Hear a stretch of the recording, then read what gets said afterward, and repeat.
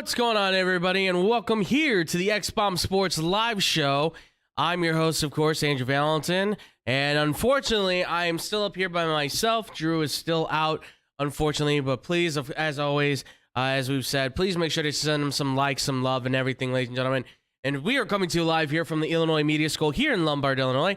Again, wherever it is, ladies and gentlemen, day or night, I hope it is just right. And with me, as always, he is back once again, the most beautiful beard in all the land. He is the man himself, Mr. TJ Knacker. TJ, how you doing today, man? I'm doing all right. Should be an exciting night today. Absolutely. Well, folks, this is football, because what better way to celebrate ourselves right now and what's going on with this whole situation of sports than talk about football, because it is back. TJ, are you ready to do this, my friend?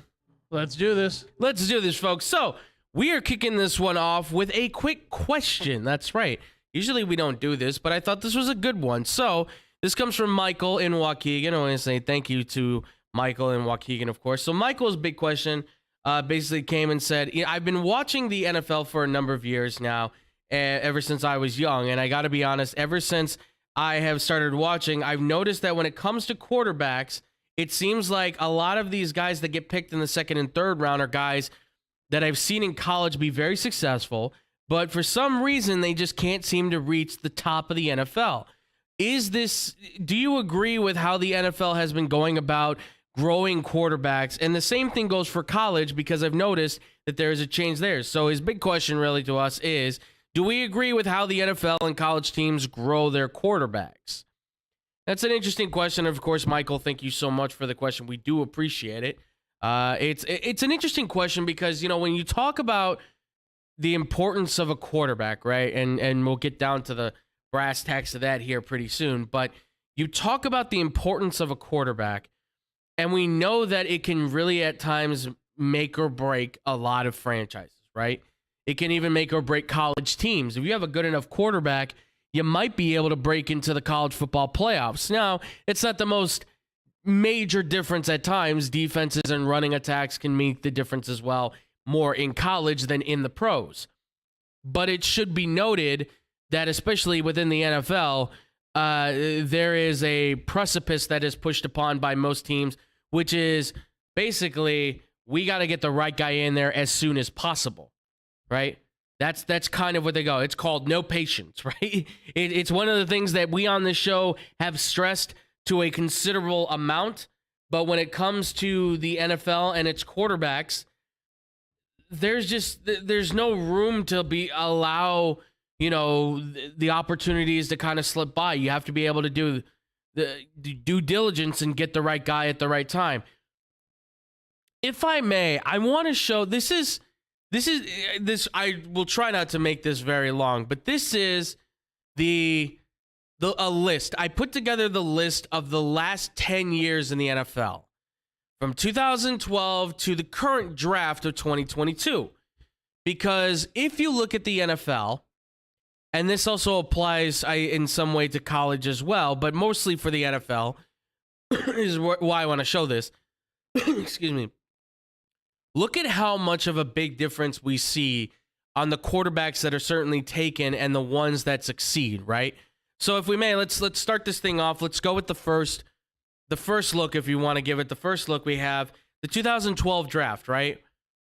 2012 draft contained Andrew Luck, Robert Griffin III, and Ryan Tannehill.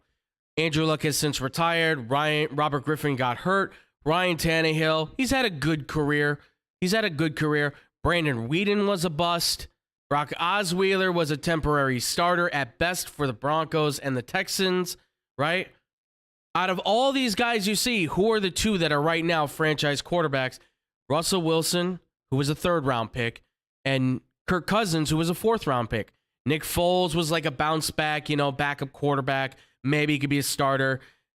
None of the other guys below him. By the way, Chandler Hardish was the last quarterback in that draft, and he went to the Colts, and he was never going to beat out Andrew Luck, right? So out of all these guys, Wilson and Cousins are the only two guys left. Andrew Luck, I think, would have still been there maybe, but it's a hard maybe on him as well. Who knows, right? Then you've got 2013, And 2013 was awful. EJ Manuel. Isn't he a backup? Well, he was a backup. Right? And then you've got Geno Smith, who's a starter, but only out of necessity from the Seahawks. Glennon, Barkley, Nassib, Wilson. A lot of these guys have now since retired and moved on. A lot of these guys are just backup quarterbacks around the NFL now. There's not much there. 2014, let's go to that one, right? This is the Blake Bortles draft. This is where Blake Bortles, Johnny Manziel, out of the first-round picks, Teddy Bridgewater's the guy, right? He's the guy in Minnesota, but then he gets traded, right? In the NFL, they don't have time for projects. They don't have time to wait on these guys to be that good. Hackenberg didn't make it. Brissett, backup, right? All of these guys, it's Dak Prescott that's really the other franchise quarterback in here. The only franchise quarterback in this one that you can find. And he was considered to be a project. 2017. Let's go to that one. Boy, do the Bears fans know this one, right? Patrick Mahomes, Deshaun Watson, even though, yes, Watson had this whole situation with the sexual assault and the lawsuits and everything, to this point, he and Patrick Mahomes are really the only franchise quarterbacks coming out of here. Deshaun Kaiser was supposedly the best of that bunch. Never got it in Cleveland.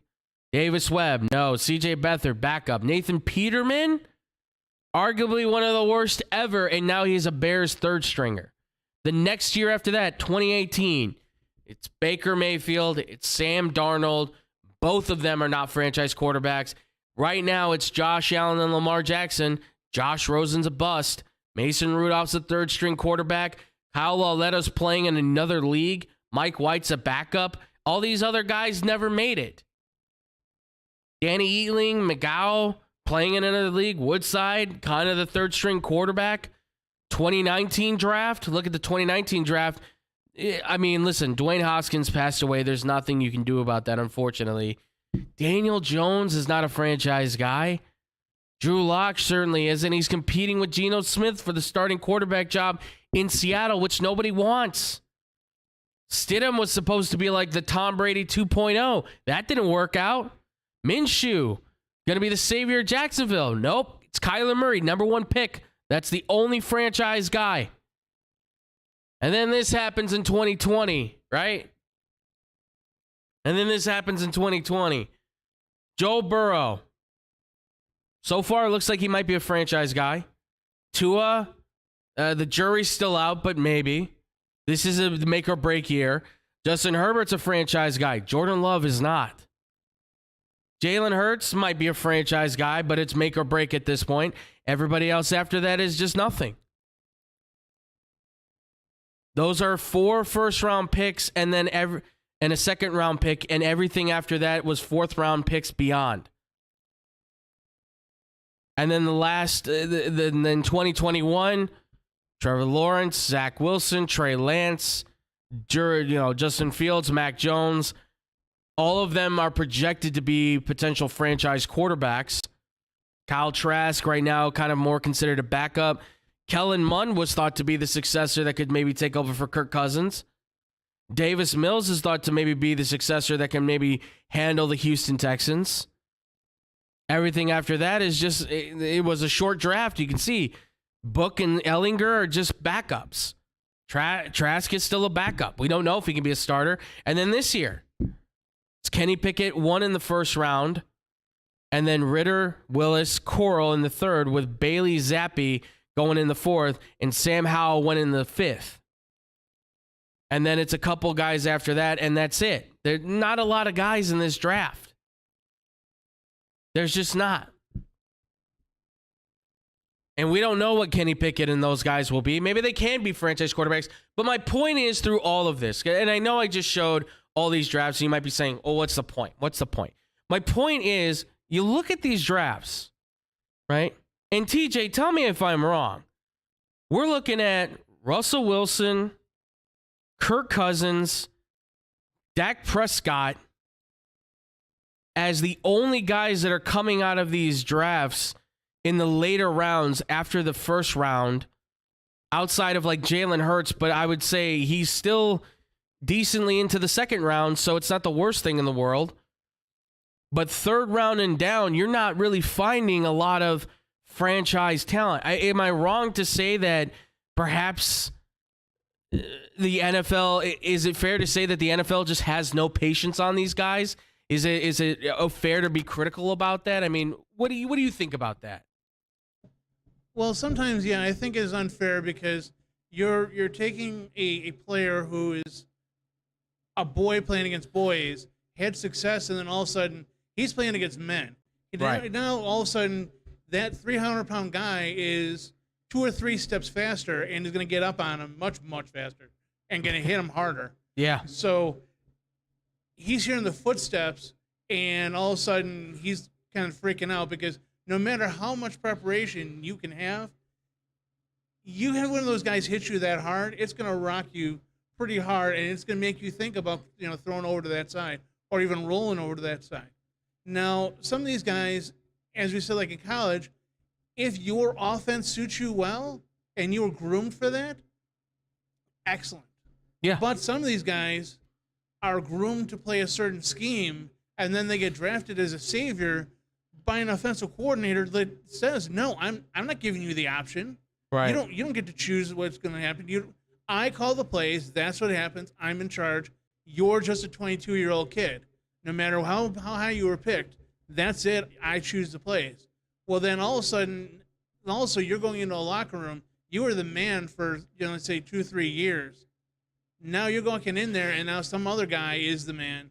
You're going to try and tell, as a 22-year-old man, a 30-year-old, let's say center, like when you had good old Olin Kreutz, that would come in and you'd say, "I'm the man." Olin Kreutz would be like, "No, son, I'm the man, and I'm going to show you. If you have a problem with that, meet me outside." So I think a lot of these quarterbacks are being put in these situations to be the savior, and they're just not in the right scheme, so they kind of struggle. And yeah, I mean, after getting picked in the 3rd and 4th and 5th round, you're just trying to get a backup. You're trying to get lightning in a bottle again.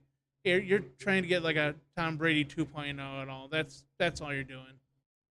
You have to remember too, when it comes to Russell Wilson, the reason why he became the starter right off the bat was his only competition was Matt Flynn, who had played, if I'm not mistaken, correct me if I'm wrong, TJ, but he only played a handful of games for the Packers, and he played him decently enough that the Seahawks pretty much said, well, let's take a bet on him because a lot of people were talking him up.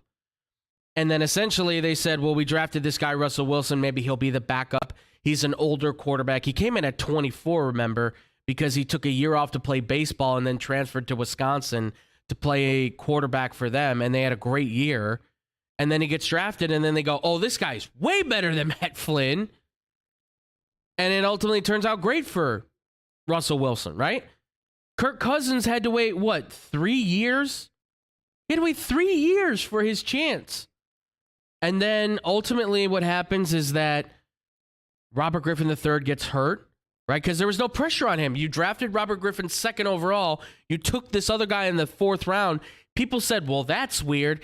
Is it? I mean, it's good insurance to have on a quarterback that you might be afraid might get hurt because he runs a lot. And sure enough, he ran a lot. I know that's not how he got hurt running, but he went back for a back pedal. He hurt himself. He couldn't play. Kirk Cousins steps in, and he played really well. In fact, he got them to a playoff game, if you don't remember. They didn't win that game, but he got Washington to a playoff game. And look, I know that people... I'm very harsh on him myself, and I know he's a local native because he's from Barrington, right? I get that. But Kirk Cousins doesn't see the field if Robert Griffin III doesn't get hurt, right? Like, does anybody really trade for this guy if Robert Griffin III gets hurt or doesn't get hurt? I don't think so. So Dak Prescott, right? Dak doesn't become the starting quarterback unless Tony gets hurt. And then Tony realizes, I've been passed over. And then he retires. And there's not much you can really do in that situation. And so, all of a sudden, listen, I understand where you're coming from, Michael, with this. Like, we don't see the 3rd, 4th, 5th round pick quarterbacks. you're not going to probably see another Tom Brady emerging, because if you're a good enough quarterback now, all the analytics, all the statistics, everything is getting taken into place. So you're probably going to be a top pick if you're good enough. Very rarely do these guys sneak through the cracks, right? I mean, look, I like Malik Willis. I like Desmond Ridder better than others do. Sorry, David. And I think Matt Corral's fine. And I think Bailey Zappi's fine. And I think Sam Howell's fine.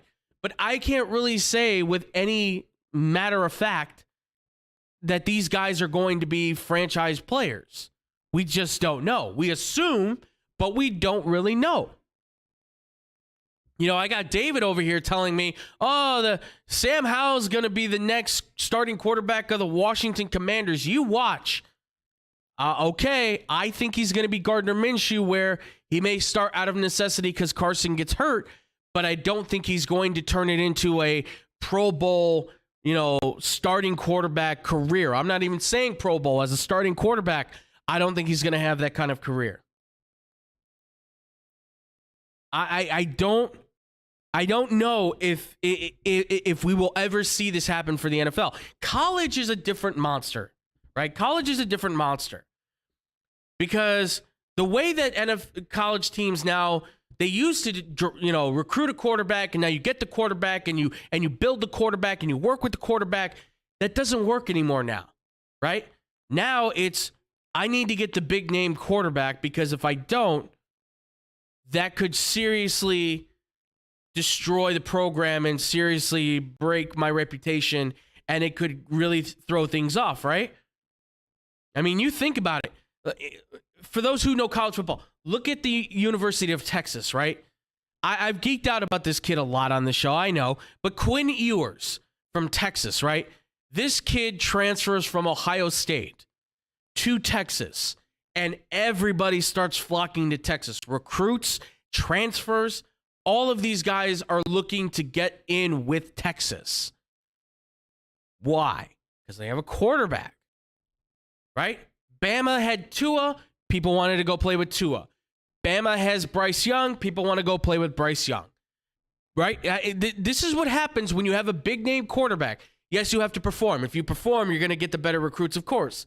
But the bigger the name the quarterback is in college, it helps a lot with the recruitment. So now college coaches are pretty much kind of playing the same game the NFL does. If you don't work out, we are going to quickly move on from you, right? The Cardinals did that, right? We just showed you Josh Rosen in 2018, first-round draft pick, 10th overall by the Arizona Cardinals. The next year, they trade him away for a second-round pick, Andy Isabella, to draft Kyler Murray number 1 overall, because they knew that Josh Rosen was not going to be the guy, or at least they felt that he was not going to be the right guy. And they went with a guy who not only knew the head coach, and the head coach knew him from when they were trying to recruit each other, but they had a connection, they have that click, and all of a sudden it's like, boom, we know how to make this happen. This is not difficult, but I understand where people are looking at this saying, well, why is quarterback culture changing so much, right? And I know quarterback culture, like it's really that big of a shock or anything. Listen, Kellen Mond was supposedly drafted to take over for Kirk Cousins as a third-round draft pick. TJ, is Kellen Mond anywhere close to being the replacement for Kirk Cousins at this point, from your point of view? Not as of right now, no. Okay, that's what I thought. How about Jordan Love, who was a first-round pick for Aaron Rodgers, right? Wasn't he supposed to be the successor for an Aaron Rodgers? In fact, Aaron said he seems to be on the same path as me. I was in my third year when I got when it started clicking for me. Does Jordan Love look like he's anywhere closer to superseding Aaron Rodgers as a starting quarterback? No, he's still holding the clipboard. That's what I thought. And that's a first-round pick, mind you. That's a first-round pick. That's that in the NFL and college. It's important to note that when it comes down to it, you will win and lose by the way your quarterback is able to perform in the biggest moments, right? Defense can step it up, certainly. Look at the national championship last year, right? Georgia most likely is not winning that championship if Stetson Bennett does not make some very key clutch throws. That doesn't happen, right? They don't win that title if he doesn't make plays. And he's not a big name quarterback, mind you that. He's a local Georgia kid that came over there and was just like, yeah, I'm going to compete. I'm going to compete against JT Daniels and Justin Fields and Jake Fromm. And he's sticking around. And he's a national champion now. And he's a beloved national champion. And I love Stetson Bennett now for who he is. I don't know if he's going to get drafted high in the draft. I doubt he would. Could he get drafted? I'm sure he might. But do I expect him then to be like the next great 5th round draft pick that all of a sudden takes over the helm as a starting quarterback? No, not at all. I'll bring it back even farther for everybody. TJ, you might remember this. I believe it was the 1994 draft when the Redskins took a quarterback. Oh, God, I'm forgetting his name now. Heath Schuler, I think was his name, if I'm not mistaken. Heath Schuler out of Tennessee, yeah. That's right, Heath Schuler. And they took a guy in the 7th round by the name of Gus Frerotte. Heath Schuler turned into a bust, and Gus Frerotte turned into not a franchise quarterback, but a starting quarterback. You're taking a gamble every time with these quarterbacks. And like TJ said, they're coming out of systems where they've been completely wrapped in plastic on this is for you, it's designed for you, it's only for you. And now you're going into the NFL where they're like, this is how we're doing things, and you have to do things the way that we want you to do them. Look, at the end of the day, quarterback is key. There's no doubt about it. It makes the major difference. No matter what the level is. I don't care if it's college, pros, high school, Pop Warner. Better quarterback oftentimes means better wins and a major difference in how your team performs. Yeah, in those lower levels, all the way up till I would say high school, you can get away with running the ball as your good majority way of pushing, your team to a championship or having your defense lead. And you can even get away with it a little bit in college. But you see it right now. The big name quarterbacks that are going to be in the draft next year are the ones that have a giant majority of the talent, right? Tyler Van Dyke in Miami, Bryce Young at Alabama, CJ Stroud at Ohio State, Quinn Ewers at Texas, right? These guys have some of the best classes right now for their football programs. They're super strong. In the NFL, 3 guys, 3 have made it from the 3rd round or below to franchise quarterback level. It just doesn't happen that much. So, do I agree with how they quote unquote grow quarterbacks now, where they kind of just like give them a test and throw them away? Unfortunately, I kind of do. Because they make the big difference in the NFL and in college. You don't work out, transfer. We're going to find somebody else. You don't work out, we're trading you and we're drafting a new quarterback.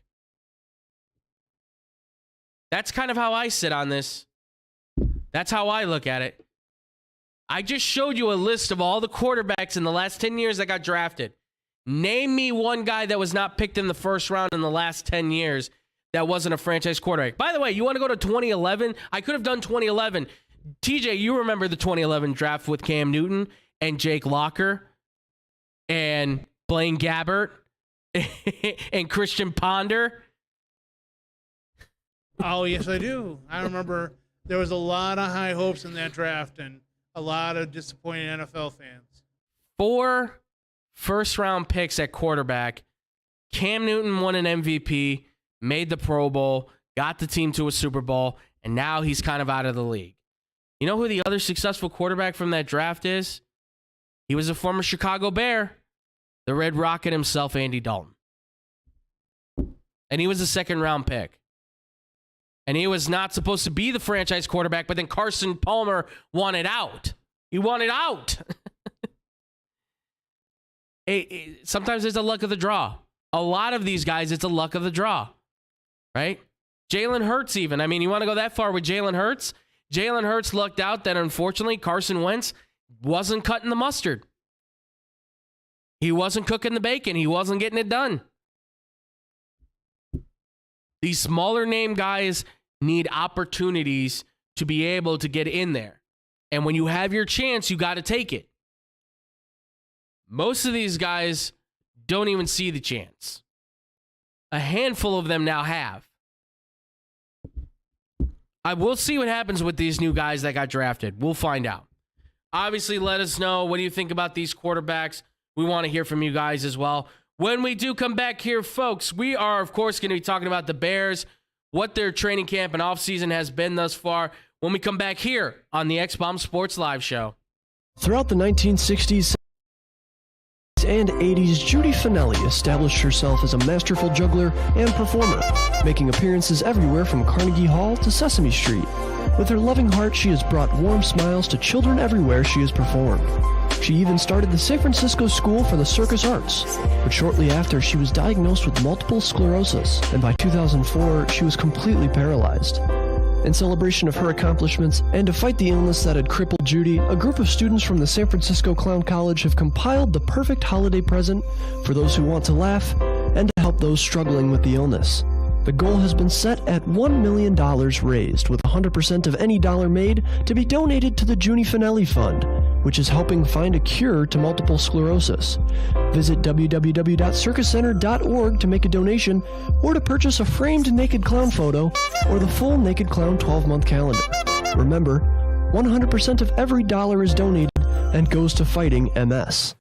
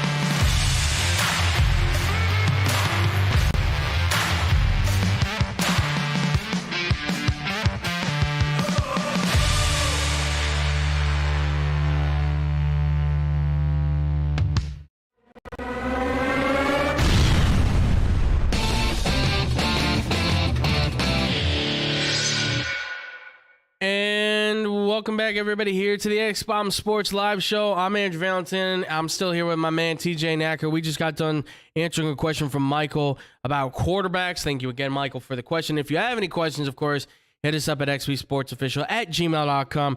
But now we get into the Bears preseason. There's only one more week left, and then the season is upon us, folks. That's right. Well, recently the Bears did play a game. They played against the Seattle Seahawks, and they won. They won again. How great. How wonderful. 27-11 final score. I noted the star players to be Evans, the running back. Had a really nice game being able to run the football, making it very difficult, I think, to cut him at this point. And linebacker Thomas, I thought he did a really fantastic job stepping up, playing a really fantastic game.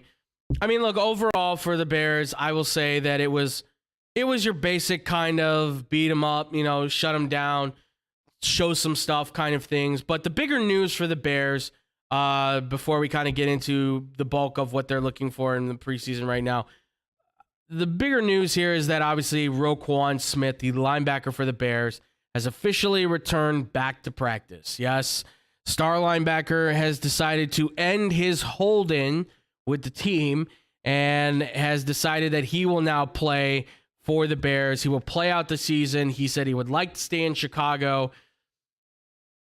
And it's interesting to hear this, obviously, because you heard how adamant he was in his letter about wanting to feel valued, and you thought that throwing Ryan Poles under the bus, or attempting to, and trying to say, I'm going to supersede you to go to the owners and maybe see if they can possibly fix my contract.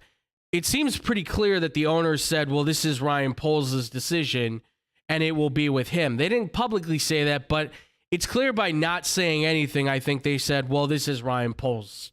This is how he goes. So it's obviously a story that has certainly gone the circle. I was once very adamant to pay him. Now, not so much. If there's value to be found out there, if you don't think you want to sign him back, I would trade him and see what you could get for him. because unfortunately, I just think that the way the Bears are going about putting this team together, of course, it's based around the head coach who's a defensive-minded guy, but I think you have to put the emphasis on the offense. I mean, if you want to see the best of Justin Fields, then you want to put the best weapons around him, so you should be looking to potentially trade for whatever wide receivers or offensive linemen you can trade for with Roquan Smith. I think that's important, or at least get draft picks so that you can build something around him, because I don't know if Justin Fields is the guy. But we all know Roquan is the best player on the team. Well, you can't lose him because you'll lose defense, Andrew. Come on. You can't let Roquan Smith walk away. I think you possibly can. I don't think there needs to be the heavy-hearted commitment to Roquan Smith. And by the way, I hate to say this, but a majority of the people who are wanting Roquan Smith back are Bears fans. And fans of the team, unfortunately, are people who are biased in their opinions because of their love for the team. Yes, I have joked many a times that I've torn up my Bears card. Am I truly not a Bears fan anymore? Not in the traditional sense. I like football. Bears play football. Therefore, I watch the Bears game. That's kind of how that plays out now. I'm not going to physically buy anything of theirs. I'm not going to buy any tickets to go to games.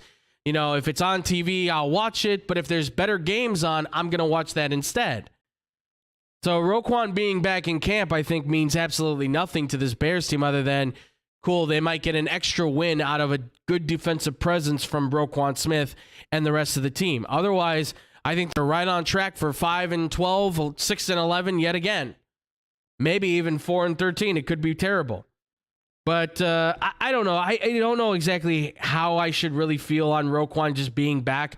But my overall, I guess, final thought, if you will, with Roquan is, if I have to pick an emotion, it's just like I could take it or leave it at this point. I really could care less. TJ, I mean, for you, man, Roquan's back in camp. Does this really make that big a difference, you think, to this team at this point? I mean, do you think there's been irreparable damage done in some way? What are your thoughts with Roquan being back in camp? What's your feeling? Yeah, it changes everything. They're going to go 17-0 now. They're going to the Super Bowl undefeated, no problem. Well, you're an optimist. Listen, I mean, I'm a Bears fan. I love them. I really hate when they're horrible for many, many reasons. But I like Roquan being back in, and I think it helps that now everyone's on the same page. I think Ryan Poles and other parts of the management came in and said, hey, we didn't draft you. We don't want to pay you that exorbitant amount of money when we don't know if you're going to work in our system. Mm-hmm. So now you're going to make a little bit of money here. If you're a Pro Bowl player and you do unbelievable in the system, well, we have how much money they have to spend next year. It's in the hundreds of millions. Yeah, right? It's over $100 million, I think. So okay, if you do well, then hey, you can come to the table. And now we'll start talking about you're the elite, linebacker, and we'll start getting you in there. And you want that money? Okay, you proved it. But it also allows, let's say, hey, you have a good season, or you have a pitiful season. Hey, doors that way. You can go anywhere you like. You can go try and do your own contract, whatever. I mean, I kind of like it because it set the tone for everyone else. Now no one else is going to come to the table and be like, well, I'm going to hold out. Okay, you want to hold out? We're not going to Super Bowl anyway. So, I mean, you're just hurting yourself, and we're going to start taking away paychecks. So, I like it, but I don't really see it making a huge difference. Maybe, but like you said, like maybe one game or two. That's the problem with Roquan at this point, is that, and really the problem with defense at this point too, especially at linebacker, because when you talk about the significance of an NFL team and what's really important to the team, right? Quarterback, offensive tackle, edge rusher, cornerback, I would put in that, not even in that order. Quarterback, I think, definitely goes on top. If you're taking a fifth top five, I'm saying wide receivers next. Then it's like offensive guards and centers, and then you get defensive line or defensive tackles, if you will. and linebackers then fall in there too. It's just you don't really need a top-tier linebacker to make a difference. Now, I know if Shaq Leonard and Bobby Wagner were here, they'd argue different. But I would say right now, you can get away with having average linebackers. You can. The difference maker is when you have an edge rusher, right? A TJ Watt, a Von Miller, somebody that's coming off and trying to knock your block off, right? The pure 3-4 4-3 linebacker, the will linebacker that Roquan plays, is a run stopper. It's a pass deflector. It's a pass coverage guy. It's not a guy that you're blitzing off the edge to go sack the quarterback every time. Not in a 4-3 defense. That's on Robert Quinn. That's really his job. And whoever else they put at defensive end, right? The idea is send 4 defensive linemen to go get the quarterback and then drop all your linebackers back into coverage to give you more coverage with your 2 corners and 2 safeties. That's the Tampa 2. That's the 4-3 defense. That's what Eberflus plays with. So Roquan, he's going to play the will linebacker essentially. So everything's predicated on drawing all the plays to him so he makes all the plays. I don't know if he's going to be able to do that or not. I'm assuming he will, but I'm hoping that the Bears can move forward and try to get a piece for him or get draft picks at this point.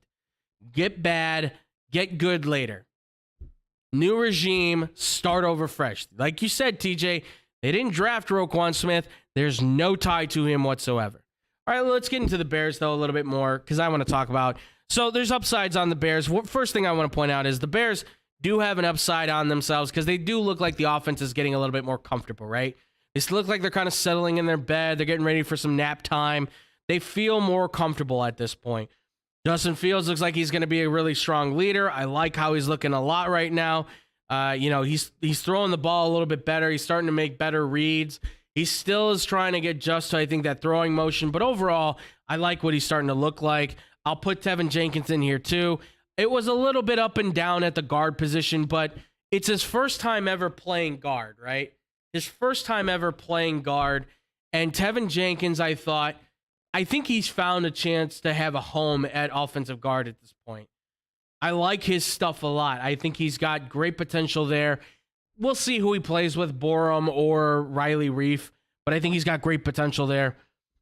I mean, the running game looked fine, and there's not much else I can say for the defense, right? I mean, the defense, I thought, has done a tremendous job at finding their guys. Sounds like Kyler Gordon's got that nickel cornerback position locked up, so they're looking to try and find their next, outside cornerback potentially. And I mean, for this Bears team, there's a lot of good here. The downside of it is that this offense is still struggling in the passing game. And it's not really with Justin Fields, it's with the wide receivers, right?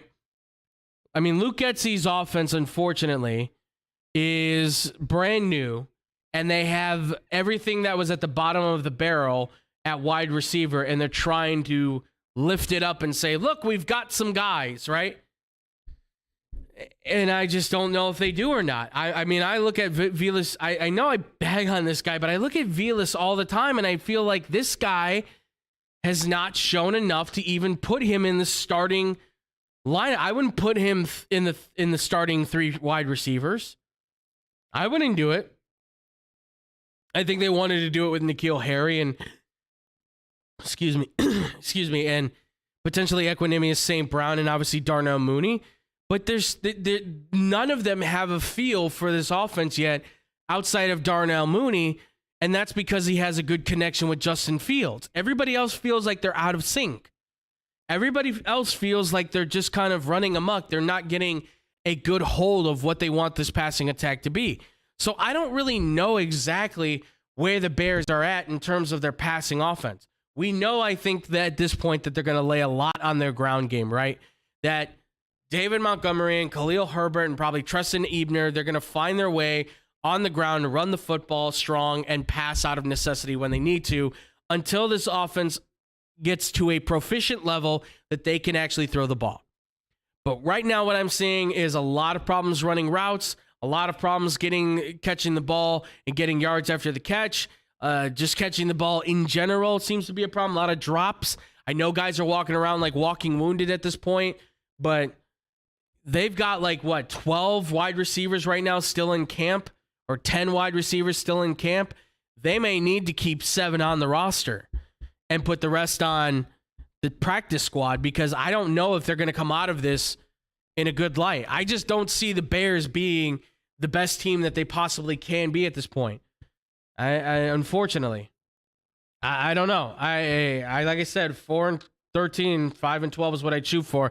But look, they got one more game to go. The Bears, they've got one more preseason game, and it's against the Browns, which they'll be facing Jacoby Brissett. The word is that the Bears will be playing their starters a significant amount of time. So Justin Fields in that first team offense, because his first team offense will get significant amount of time. So they're going to see this team in a full, probably maybe full half potentially, and see what it looks like, which is what they need to do.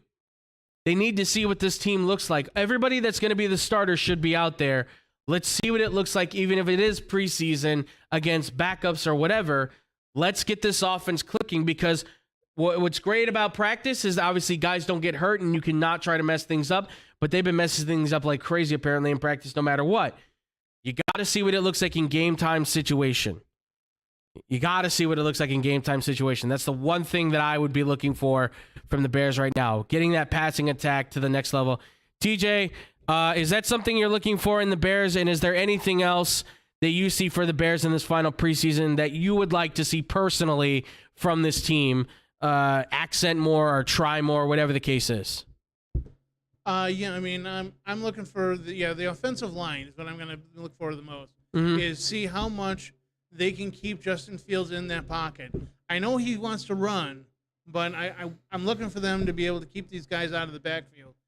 And I'm assuming the Browns really, really good front four. I mean, is going to try and get to Justin Fields. So I mean, that's what I'm going to look for. I'm also going to look for. I'm really, really, really rooting for Cole Kmet. That's what also I'm going to look for, is to see him as Justin Fields' little kind of pressure valve that he can kind of throw to him when the running game. Because, I mean, we all know if they line up in the eye, normally it's, okay, you're gonna run it right up the gut. Yeah. You can only run it so many times before the running backs get hurt. So I'm going to look for him to try and hopefully use Cole Kmet, see if he can get show any value, because if this guy doesn't do anything in probably, I would say, first 4 weeks, I mean, he could be riding the bench pretty quickly. So that's what I'm looking for.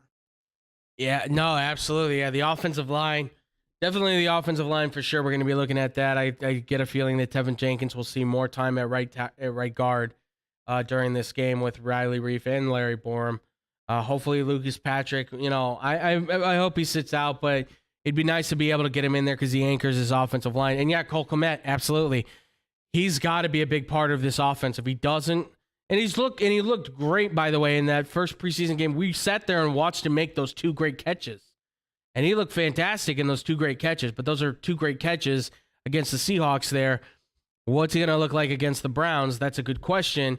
And if he looks great in this game, maybe there's good potential chance that he's going to be a top 10 tight end by the end of it. Who knows? I would not do that, but I can understand where people would maybe want to lay some bread on him to be like, well, maybe he can have a bounce back year and really come back and look like the guy that we drafted. And he better, because otherwise he's not gonna get paid. That's what's gonna happen there. So. We'll see. The Bears are playing. They're playing this weekend, so be on the lookout for that against the Browns. We'll see if the Bears are able to get it done, go 3-0 in the preseason, and hopefully go into the regular season as a stronger team. And with that, folks, when we do come back here, we're going to play a fun game, starting the NFL season off real quickly here, folks. We'll be talking about that next here on the X-Bomb Sports Live Show. Throughout the 1960s, 70s, and 80s, Judy Finelli established herself as a masterful juggler and performer, making appearances everywhere from Carnegie Hall to Sesame Street. With her loving heart, she has brought warm smiles to children everywhere she has performed. She even started the San Francisco School for the Circus Arts, but shortly after, she was diagnosed with multiple sclerosis, and by 2004, she was completely paralyzed.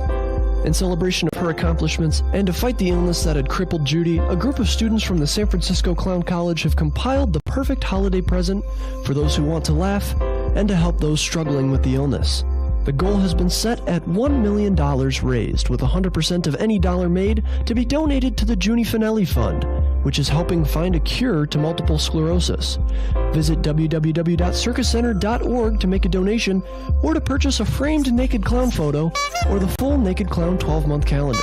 Remember, 100% of every dollar is donated and goes to fighting MS.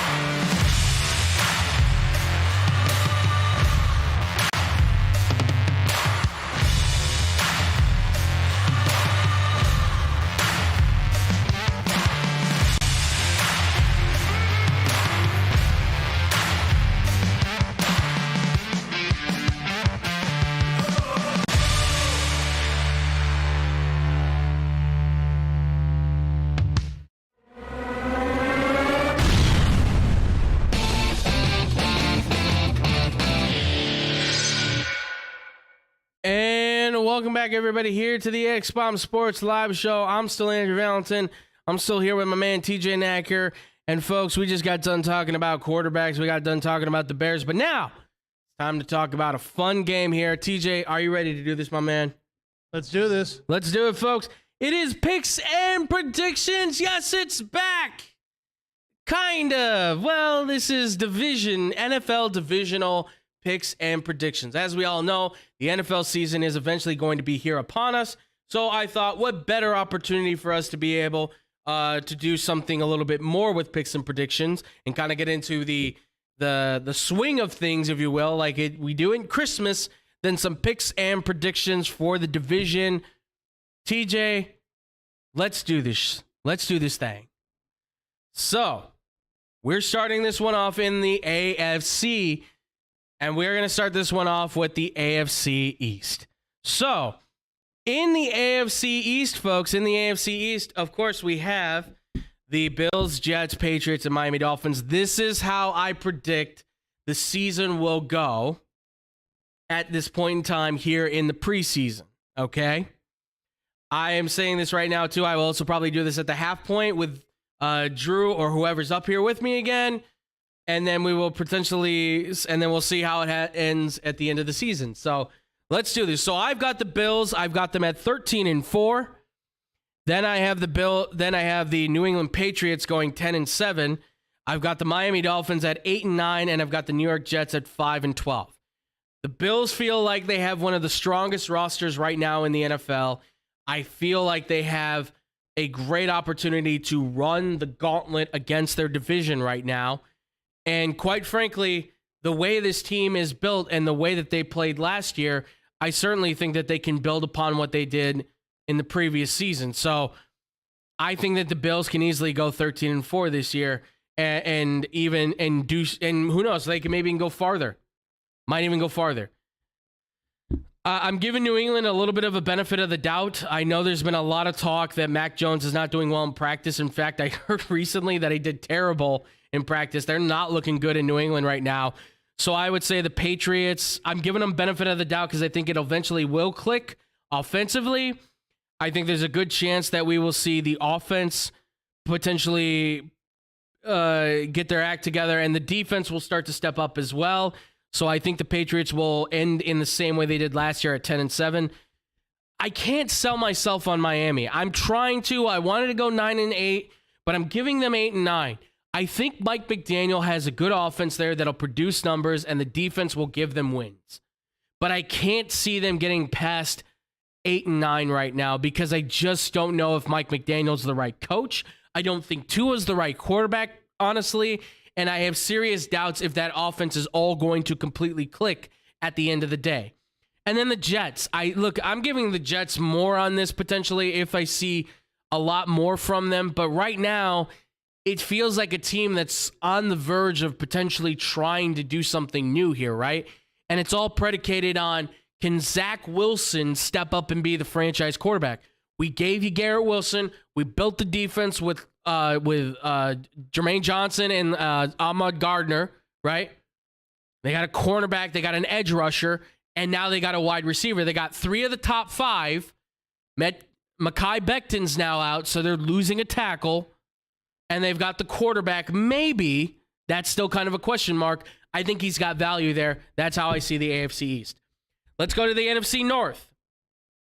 So in the AFC North, right now, as I see it, I know people were like, oh, so you're gonna get this is where the Bengals go 16-1. No, I'm realistic. I think the Bengals can go 11-6 though, a legitimate 11-6. Okay, I like the way this team has built themselves. They haven't lost anybody. They only got better. Landon Bates III, their safety, is back. Daxton Hill looks like he's going to be a very productive corner and safety for them. So they've got a dual player at 2 positions potentially with one guy that does a lot of work for them. Yeah, Joe Burrow is going to look great. I'm going to tell you that right now. He's going to look great. This offensive line improved. This offensive wide receiving core has not changed. The only thing they've added is Hayden Hurst, and they still have some pretty good tight ends. Baltimore, they'll bounce back. Lamar will have a better season. I think he'll do better passing. I think he has grown. I think he has improved. I just think that running the football will eventually get them hurt like we saw last year. J.K. Dobbins, can he stay healthy? Can Lamar Jackson absolutely, make Rashad Bateman a bigger part of the offense to take pressure off of Mark Andrews and himself? I hope so. I hope these guys that they have at wide receiver are going to be able to do that. I just don't see it. This will probably be Mike Tomlin's first year with a losing season.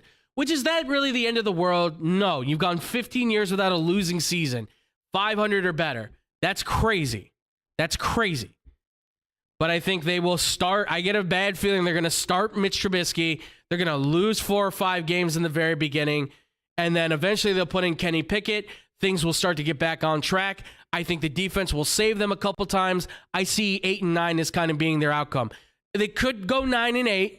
But I think because of the quarterback thing, I think there's a good feeling they're going to go with Trubisky, and that's going to screw things up. I can't do it with Cleveland right now. It's Deshaun Watson's out for 11 games. He's coming back at Houston. That's not going to be he'll probably get like 3 or 4 wins maybe. He hasn't played in now 2 years once the suspension is over. I don't like where we're at with Jacoby Brissett being the quarterback. I don't think they should trade for anybody. I think they should just get through this year, go into next year, and try to start over fresh. But we'll see. I just feel like Cleveland's going to have a downside on this one. Let's go to the next one. So next we've got the AFC South. Okay. I think this division is going to be kind of abysmal. I think the Colts could be a lot better than 10-7, but I got them at 10-7 right now. I just don't think they're going.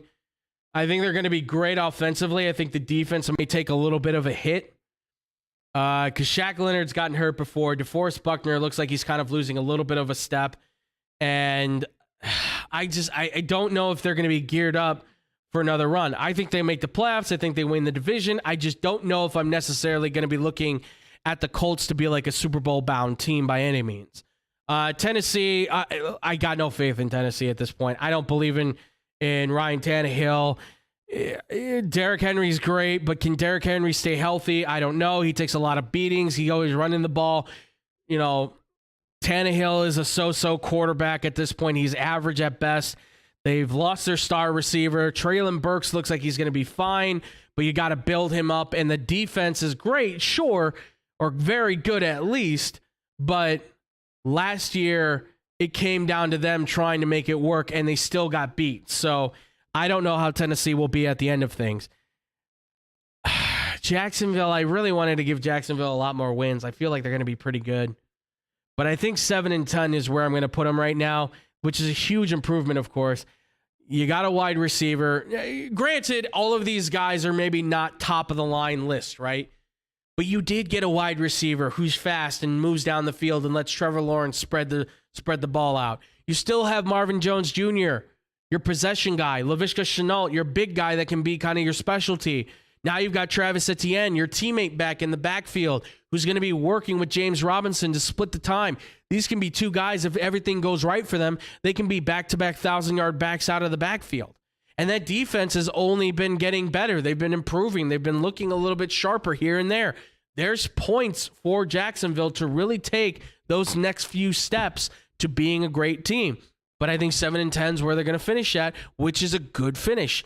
And then Houston. It's a garbage wasteland. They've got nothing. Dameon Pierce, their running back, is going to be pretty good. I don't think Davis Mills is going to take next steps. John Mechie III, unfortunately, is out with leukemia. We wish him all the best. But that now hurts them in the receiving department. So Nico Collins, the wide receiver from Michigan last year, is going to need to step up again. They don't have a tight end. Laramie Tunsil's their only guy on the offensive line, and their defense is abysmal. I don't know how they're going to make this happen. I don't know how they're going to make this work. Oh, no, they do have Derek Stingley Jr. I do forget that. But that's not going to be that big of a difference maker, I think, for the Houston Texans at this point. And I think there's just too much going on there with the aftershock of Deshaun Watson. I think the McNair family is just all over the place. I think that team's out of sync. So that's how I see the South going. And then last but not least, folks, we've got the AFC West, the hardest division I had to do. This was impossible, but here they are, folks. I got Vegas finishing at 12-5, but I also have Kansas City at 12-5. Why? Because I think they're going to trade wins. One's going to win at home, one's going to win at home, and I think they'll finish with equal records. I think the Raiders are going to be a lot better. I think the Raiders are going to be a whole lot better than they were last year. And I'm giving them 2 more wins than they had last year. Remember that. They were 10-7 last year. They're only getting 2 more wins, and that's with getting Devontae Adams. You know why? Because getting Devontae Adams and Chandler Jones, I believe, is going to be worth at least 2 more wins to the Raiders' book.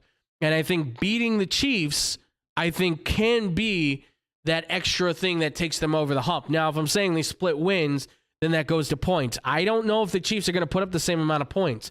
I think they can have the same record, and I think their defense is going to let them down every once in a while. But I definitely think that the Raiders can finish on top, I think, over the Chiefs. So if I'm saying anything, the Chiefs might go 11-6, but I think it's very possible that they will still finish with a very great record in the NFL. Then I've got the Chargers, and I'm giving the Chargers 11-6. I was going to give them 10-7. I'm going to go 11-6 because I do feel like the defense is improving. I do feel like the offense has really taken leaps and bounds, and Justin Herbert will be a top 5 quarterback by the end of this year. I don't know about top 3, but I definitely think he and Joe Burrow can take the steps to clock up that 4 and 5 position, respectively, with, I would say, Herbert still being over Burrow for the time being, but both of these guys I think could be championship caliber quarterbacks for sure. I just don't know if the Chargers have everything there defensively. Derwin James always gets hurt. Joey Bosa has some lingering stuff every now and then. Khalil Mack has not been the most productive defensive end we've seen over the last few years here in Chicago. So I have my questions about whether or not the Chargers are going to be all there. We'll see. We'll definitely see. But it feels like they're primed and ready to go. And I only knocked Denver, by putting them 9-8 because it's Russell Wilson with a new weapons. One of them is hurting Tim Patrick. We know Sutton can get banged up. We know Jerry Jeudy's been up and down. We know KJ Hamler hasn't really played. They don't have a tight end. They have Javonte Williams out of the backfield with Melvin Gordon. That's fine. But those guys are going to need to have a lot more production if I think this thing's going to actually take off. Take the pressure off of Russell Wilson. Let Russell Wilson throw that ball, make a connection with these receivers as much as he can. And they've got to find guys to help on the offensive line at this point. They have to. But I see this division, and I look at it, and I say there could be 4 playoff teams right here, honestly. I think this will be the only division where everybody can potentially have a winning record, to be quite honest. All right, well, that's going to do it for my picks and predictions for the division. TJ, before we go, man, were there any of these that you agreed with, disagreed with? What's your thoughts for any of the division? Please, what do you think? The only one I had was I was going to be a little more charitable to the Dolphins. I was gonna give them one more win. That's about it. Okay. I mean, otherwise, I mean, we're pretty spot on. What was the other one? Yeah, I mean, it's all good. Yeah, I was just giving the Dolphins one more win because I think they'll have a winning record, but it won't be good enough.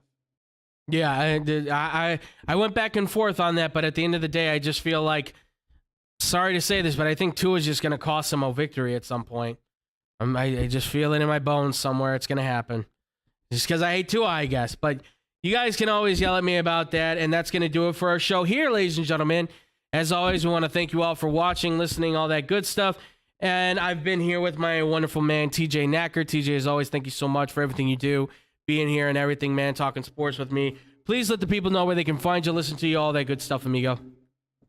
Well, you can find me in the back here for the Blow Whistle live show. And you can also find me for XBomb. And then we'll be doing some other stuff that Andrew's going to be talking about in a little bit. And if you want to find me on Facebook, TJ Knacker. And on Instagram, it's Knack300. Absolutely. Yeah, guys, make sure to go follow him on all the social media. Give him some like and loves. You guys can follow me. I'm at The Fluffy Guru on Twitter. I'm also at Boom Crew Captain on Instagram as well, where you can always follow me. Make sure to follow our Facebook page, like and follow it as well, so you can get all the updates for when we go live and get updates on all the new stuff that we're going to be planning on doing here really soon. Be it TG, myself, David, Drew, everybody's going to be doing some things. We got a lot of stuff in the works right now, ladies and gentlemen, so be out on the lookout for that. Also, too, make sure to like and subscribe to our YouTube page as well. If you want to watch us on YouTube, it's XBomb Sports. Big X in the red background. Can't miss it. Just subscribe to us so you can see us. We are live streaming and simulcasting on Facebook and YouTube, 5:30 to 6:30 p.m. Be on the lookout for that, ladies and gentlemen. Also, too, make sure to follow us on our social media at XBomb Sports on Twitter and Instagram. And also, too, if you have any questions or comments as well, make sure to hit us up at xbsportsofficial@gmail.com with anything you want to say, ladies and gentlemen. We love to hear from you guys all the time. Thank you again, Michael, for the question. We do appreciate it. Like Michael, guys, ask those questions. We always want to hear them. All right. The podcast stuff, we're just going to rattle it off real quick. Blow the Whistle Radio, sportsoutchicago.com, 2 to 4 p.m. on Monday. Blow the Whistle on the TV side, Tuesdays, 2:30 to 3:30 p.m. Central Time. Be on the lookout for Brandon Janeska if you're going down south at 94.3 WMKR, Genuine Country, down south in Taylorsville, Illinois. You can also check out our boy, though, on Spotify at Baseball Banter with Brandon if you want to hear about the great baseball news as well. While you're on Spotify, check out Money Motivation with Hannah B for all your positivity. You can also check her out on the radio side at 102.3 XLC, the afternoon drive, 3 to 7 p.m. Central Time. And she does the After 8 morning show with Eddie Folkman for 96.7 The Star. So also check that out as well, ladies and gentlemen. And also follow our boys at The Parlay at theparlay.com. Talking about boxing with Tony Lopez and Kendall Gill doing their thing. Jake Paul, come on, man. Make it happen. Fight Kendall Gill. You know you want to.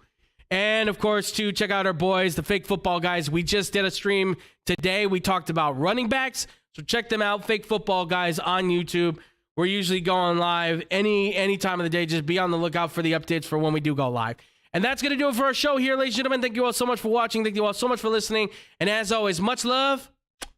Peace out, Boom Crew.